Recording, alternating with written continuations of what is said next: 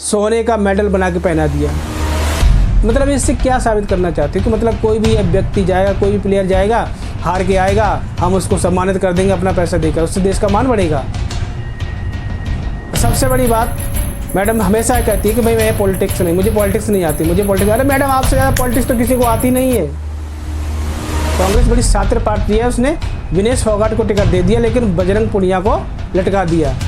Madam ने ऐसी politics खेली कि बीजेपी के कद्दावर नेता ब्रजभूषण शरण को घुटनों पर ला दिया, उसकी कुर्सी चली गई। जो हमारे दूसरे महात्मा गांधी हैं, बापू नरेंद्र मोदी, वो सबका साथ सबका विकास लेके चल रहे हैं। मुझे तो लगता है कि शेर बूढ़ा हो गया है। आपको लाने का मेन मोटिव यही है कि आप देश को हिंदू राष्ट्र बनाओ। राहुल गांधी कहता है कि हम जातिगत जनगणना करवा के रहेंगे, वो करवा लेंगे। ना आप अलीगढ़ यूनिवर्सिटी का कुछ उखाड़ सकते हो, न जामिया इस्लामिया का कुछ उखाड़ सकते हो, न JNU का कुछ कर सकते हो। न चाहते हुए बोलना पड़ रहा है कि राहुल गांधी इस देश का राजकुमारी है। वो दादाजी जज थे, बेटा बन गया जज, पोता भी बन जाएगा, आने वाली 4 पीढ़ी भी बन जाएंगी। फिर करते रहना सबका साथ, सबका विकास, सबका कल्याण, सबका ऐसी की तैसी। नमस्कार मित्रगण, आज हम एक नए टॉपिक पर बात करने वाले हैं। इस टॉपिक का नाम है विनेश फोगाट। अब विनेश फोगाट चर्चा में तब ज़्यादा आई जब ये ओलंपिक में डिस्क्वालीफाई हो गई, वो भी ओवरवेट की वजह से। 100 ग्राम ओवरवेट। मेरी तो एक बात समझ में नहीं आती, तुम एक प्रोफेशनल प्लेयर हो और तुम अकेली किसी गली या कूचे का नेतृत्व नहीं कर रही, आप पूरे भारत का 140 करोड़ से ज़्यादा भारतीयों का नेतृत्व कर रही हो। आपको हर चीज़ का ख्याल रखना होगा कि भाई क्या सही है, क्या गलत है, इस प्रतिस्पर्धा में कैसे आगे बढ़ना है। आप गोल्ड तक पहुंचने वाली थी लेकिन आपने क्या किया, अपना वजन बढ़ा लिया। ऐसे कैसे हो सकता है भाई? उसके बाद आपका रोना धोना चालू। इस पर भी आपके डाइटिशियन, आपकी पूरी टीम, खाना पीना सब आप ही के लोग देख रहे थे। उसके बावजूद ही आपका वजन कैसे बढ़ा? वजन बढ़ा, उसके बाद रोना धोना चालू। क्यों भाई? यहाँ तक तो बात ठीक थी। मैडम वापस आ गई। एयरपोर्ट पे ऐसे स्वागत किया गया जैसे मतलब बहुत बड़ी जंग जीत के आई। और यहाँ की खाप पंचायत, इनके जो सजाती लोगों ने सोने का मेडल बना के पहना दिया। मतलब इससे क्या साबित करना चाहते हो कि मतलब कोई भी व्यक्ति जाएगा, कोई भी प्लेयर जाएगा, हार के आएगा, हम उसको सम्मानित कर देंगे अपना पैसा देकर, उससे देश का मान बढ़ेगा। इससे तो कोई भी जीत सकता है भाई। मतलब कुछ भी खेल चल रहा है देश में। और सबसे बड़ी बात, हमारी सरकार सारी सुविधाएं दी, इतना रुपया खर्च कर दिया, बावजूद भी शांत बैठी है। भाई सरकार को कड़े से कड़ा एक्शन लेना चाहिए। जो व्यक्ति असफल होके आते हैं, रीजन बताओ, क्योंकि कहावत है भाई बहन हो न प्रीति। आप 140 करोड़ भारतीयों का नेतृत्व करने जा रहे हो विदेश में और आप यूँ ही हार के आ गए हो। आपको एक रीजन देना पड़ेगा क्या वजह रही। आप संघर्ष करो, उसके बाद हार जाते तो कोई दिक्कत नहीं है। आप यूँ ही मतलब वजन बढ़ा के आप डिस्क्वालीफाई होने का मतलब ही नहीं होता है। ऊपर से आपकी कंट्रोवर्सी चल रही थी, तो लोग तो यही सोचेंगे आप जानबूझकर आपने वजन बढ़ाया। सबसे बड़ी बात, मैडम हमेशा कहती है कि भाई मैं पॉलिटिक्स नहीं, मुझे पॉलिटिक्स नहीं आती, मुझे पॉलिटिक्स। अरे मैडम, आपसे ज़्यादा पॉलिटिक्स तो किसी को आती नहीं है। जितने बड़े बड़े नेता, कद्दावर, खिलाड़ी, सबको पीछे छोड़ दिया। क्या गेम चला है। लोगों को तो यही डाउट होगा भाई आपने जानबूझ के ओलंपिक में हारी है, आपने जानबूझ के अपना वजन बढ़ाया है। यहाँ आते ही मुझे राजनीति नहीं आती है, राजनीति नहीं आती है, और आपने सी गणेश कर दिया राजनीति में। कांग्रेस की सदस्यता लेकर राजनीति में प्रवेश कर लिया। कांग्रेस की सदस्यता तक तो ठीक था, मैडम को 4 दिन में टिकट भी मिल गया। अब मैडम इलेक्शन लड़ेंगी। कांग्रेस बड़ी शातिर पार्टी है, उसने विनेश फोगाट को टिकट दे दिया लेकिन बजरंग पुनिया को लटका दिया। और सूत्रों का मानना ऐसा है कि बजरंग पुनिया को शायद ही टिकट मिले। अगर मैडम जीत जाती हैं तो बजरंग पुनिया मैडम का पिछलग्गू बन के रहेगा। बड़े बड़े शातिर लोग हैं भाई। आपको स्पोर्ट्स में रहना है तो भाई कुछ नियम कायदा कानून होते हैं उनको फॉलो करना होता है। आप स्पोर्ट्स में रहने नहीं चाहते तो भाई सीधा बोल दो। मैडम ने ऐसी पॉलिटिक्स खेली कि बीजेपी के कद्दावर नेता ब्रजभूषण शरण को घुटनों पर ला दिया, उसकी कुर्सी चली गई, उसका नाम बदनाम हुआ। अब क्या सही है क्या गलत है वो तो कोर्ट फैसला करेगा, लेकिन जिस हिसाब से मैडम की आगे की चालें समझ में आ रही हैं ना, उससे तो यही साबित हो रहा है कि भाई कुछ न कुछ तो षड्यंत्र हुआ है ब्रजभूषण के साथ। वो भी दबंग आदमी है, लेकिन फिर भी उसे घुटनों के बल आना पड़ा। उसकी वजह यह है कि हमारी जो सरकार है, केंद्र सरकार, जो हमारे दूसरे महात्मा गांधी हैं, बापू नरेंद्र मोदी, वो सबका साथ सबका विकास लेके चल रहे हैं। कोई कुछ भी कर जाए बाबूजी को कोई मतलब नहीं है। अब तो बापूजी बनना है, विदेश में जाएंगे, ढोल पीटेंगे, हैं, बड़े बड़े राष्ट्राध्यक्षों से मिलेंगे, लेकिन घर में क्या हो रहा है वहाँ भाई साहब ऐसे बन जाएंगे। तपस्या में कोई कमी रहेगी भाई, आपकी तपस्या में कोई कमी नहीं है। आपको जिसके लिए बनाया गया है प्रधानमंत्री, अब वो काम करो ना। आप फ्रंट फुट पे खेलो, बैक फुट पे क्यों जा रहे हो? 2014-19 में आपने अच्छा काम किया, लोगों ने इसलिए दोबारा तीसरी बार चुना है। 56 इंच का सीना कहाँ गया? देश में इतनी सारी गतिविधियाँ हो रही हैं, आप कोई बिल लेके आते हो वापस कर लेते हो। ये इस दबाव में नरेंद्र मोदी कब से आ गए? मुझे तो लगता है कि शेर बूढ़ा हो गया है। अब शेर को राजनीति से दूर हो जाना चाहिए। अगर आपको नेहरू जी के ही सारे रिकॉर्ड तोड़ने हैं तो फिर तो आपका पर्सनल हो गया कि नेहरू जी 16 साल तक रहे तो मोदी जी 16-17 साल तक रहेंगे प्रधानमंत्री, हैं? नेहरू जी ने ये किया तो हम ये करके दिखाएंगे। कंपटीशन बंद करो महाराज। जो देश में अराजकता फैली है उसको शांत करो।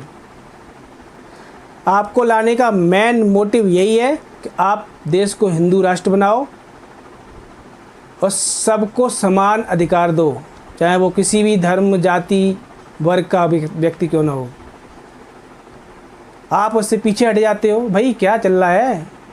आपके जो साथी अमित शाह जी, प्रभु अब तो जाग जाओ।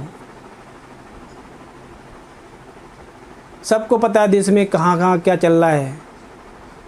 आपके पास भी सब कुछ इन्फॉर्मेशन है कि कांग्रेस का इकोसिस्टम कहाँ कहाँ क्या क्या करा रहा है। आप कुछ नहीं कर पा रहे उनका।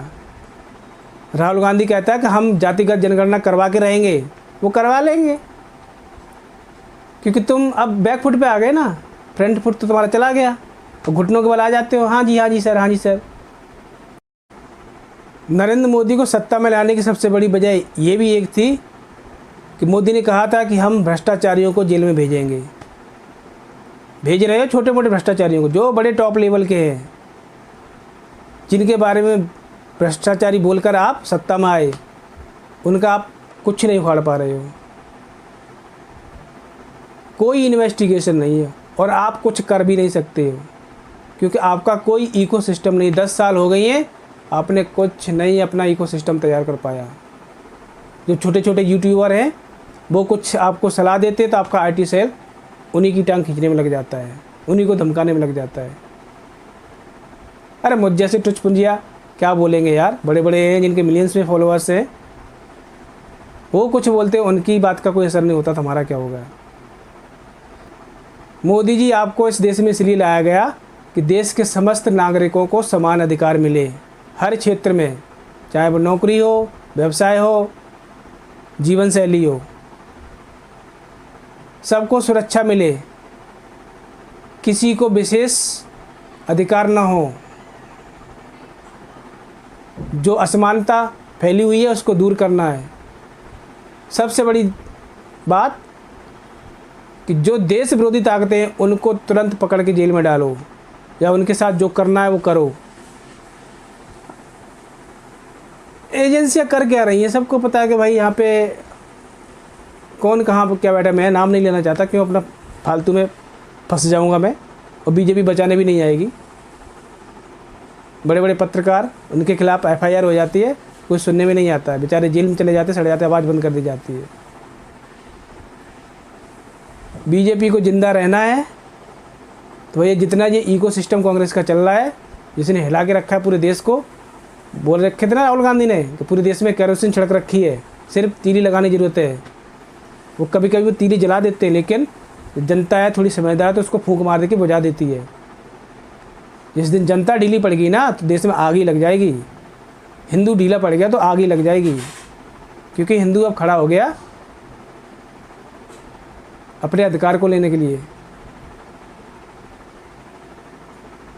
कहाँ कहाँ अवैध कब्जे हो रखे हैं, क्या कर रही है आपकी सरकार? इकलौते बाबा जी और हेमंत बिस्वा शर्मा ये क्या करेंगे? इनसे नहीं चलेगा देश। और मैं तो कहता हूँ महाराज जी 15 साल हो जाएंगी आपकी, अपने मन से ही रिटायरमेंट ले लेना, फ़ायदा क्या लोग आपको हरा दे।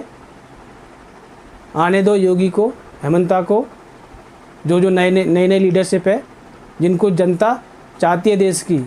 न फ़ायदा क्या लोग ज़बरदस्ती आपको आडवाणी की तरह हरा देंगे, अटल जी की तरह, फिर आपका कलंक लग जाएगा। भाई मोदी जी कोई इलेक्शन नहीं आ रहे थे, लास्ट में हार के गए। तो हार से बचने के लिए आप अभी से घोषणा कर दो कि 2026 तक मोदी है, उसके बाद जय योगी बाबा। अगर आपका बड़ा दिल है तो ऐसा करो, वरना बीजेपी का पतन सुनिश्चित है। ऐसे ही साल 2 साल आपका चलते रहे, आपके पार्लियामेंट में बिल वापस होते रहे, लोगों का भरोसा उठ जाएगा आपसे। आप बेशक रसिया यूक्रेन का युद्ध बंद करा दो, उससे लोगों को कोई लेना देना नहीं है। सबसे बड़ी बात है कि देश में जिस चीज़ के लिए लोगों ने आपको चुना है वो काम आप पूरा करो। ना आप अलीगढ़ यूनिवर्सिटी का कुछ उखाड़ सकते हो, न जामिया इस्लामिया का कुछ उखाड़ सकते हो, न JNU का कुछ कर सकते हो। वो कितने भी देश विरोधी नारे लगाते रहे, कितने भी देश विरोधी लोग वहाँ से तब तो निकलते रहे, आपकी हिम्मत नहीं उन पर हाथ डालने की। तो प्रभु अपने ज़मीर को जगाओ। भाई आप राजा हो, राजा का कर्तव्य बनता है कि कानून व्यवस्था को बनाए रखना। राजा का कर्तव्य बनता है कि कानून व्यवस्था को सुनिश्चित करना, जो असमानता है उनको दूर करना है। Any how. और जो राजा दंड नहीं दे पाता समय से अपराधियों को, वो राजा कहलाने योग्य नहीं है। मैंने कहीं कहावत सुनी है कि राजा हमेशा नरक का भोगी होता है। क्यों होता है? क्योंकि कितना भी अच्छा कर ले वो, लेकिन आखिरी पे आके वो गलत काम करके ही जाता है। और सबसे बड़ी बात, जितने जी स्पोर्ट्स पर्सन हैं, इनको इतना पैसा मिलता है चाहे हारे या जीते, भाई एक आम आदमी को कुछ नहीं मिलता है। हम जैसे टैक्स पेयर हैं, मुझ जैसे टैक्स पेयर हैं, उन्हें क्या मिलता है? बाबा जी का थुल्लू।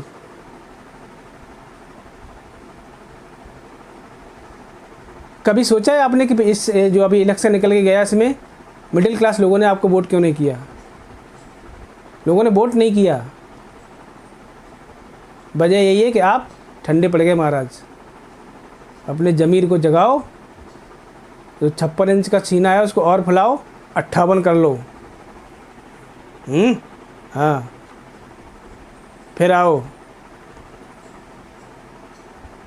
राहुल गांधी से डर जाते हो यार मोदी जी, उनकी बातों का कटाक्ष नहीं है आपके पास, क्या करोगे यार? गए हैं महाराज जी अमेरिका, कोई नया प्रोपेगेंडा लेके आएंगे, शायद आप भी जाने वाले हो, आप कुछ नहीं कर सकते हो। न चाहते हुए बोलना पड़ रहा है कि राहुल गांधी इस देश का राजकुमारी है। वो आपकी हिम्मत नहीं, उसको और उसकी माता जी को जेल में डाल दो। आप कहोगे ये कानून के हाथ में नहीं, कानून के हाथ में कुछ नहीं है। कानून के हाथ में ये भी नहीं था कि राम मंदिर बन जाए, बनवाया ना आपने। तो ये कानून सरकार के अकॉर्डिंग चलता है।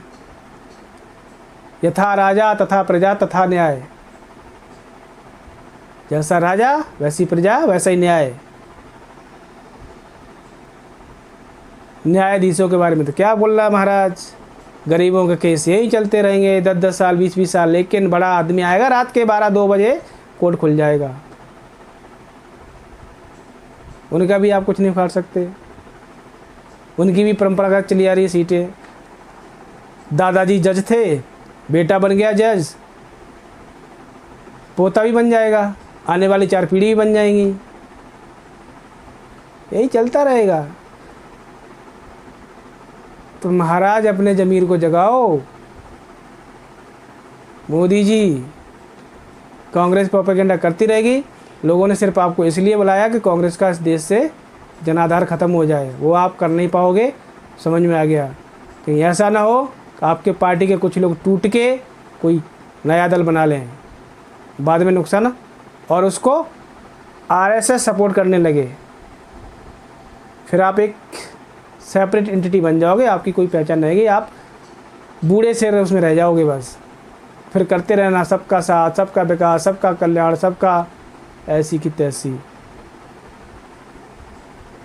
नमस्कार, जय राधे।